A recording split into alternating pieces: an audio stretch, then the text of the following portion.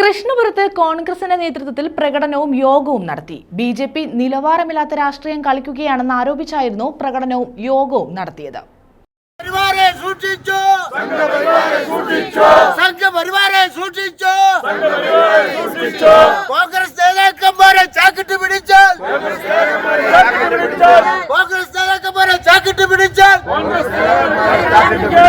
Congress Krishnapuram south north കമ്മിറ്റികളുടെ നേതൃത്വത്തിലാണ് പ്രതിഷേധ പ്രകടനവും യോഗവും നടത്തിയത്. കൃഷ്ണപുരത്ത് ബിജെപി പാർലമെന്ററി കമ്മിറ്റി നിലവാരമില്ലാത്ത നിലപാടുകളാണ് സ്വീകരിക്കുന്നതെന്നും ജനാധിപത്യത്തെ അട്ടിമറിക്കാൻ ശ്രമം നടത്തുകയാണെന്നും ആരോപിച്ചായിരുന്നു പ്രതിഷേധം. ബിജെപി പിന്തുണയോടെ വികസന സ്റ്റാൻഡിംഗ് കമ്മിറ്റി ചെയർപേഴ്സണായി തെരഞ്ഞെടുക്കപ്പെട്ട കോൺഗ്രസ് അംഗം രാധാമണി രാജന്റെ രാജിയോടെ ബിജെപിയുടെ നിലപാടുകൾ മറികടന്നതിനുള്ള ആഹ്ലാദവും കോൺഗ്രസ് പ്രവർത്തകർ അറിയിച്ചു. KPCC secretary N. രവി പ്രതിഷേധ യോഗം ഉദ്ഘാടനം ചെയ്തു.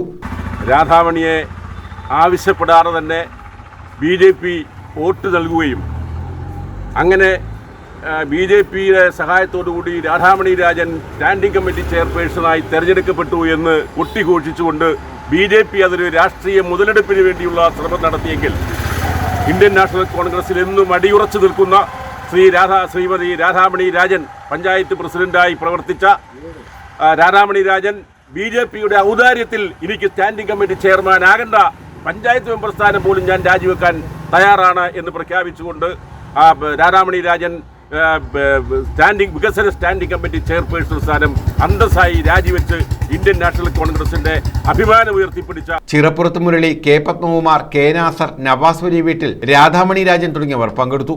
News bureau, Kayamkulam.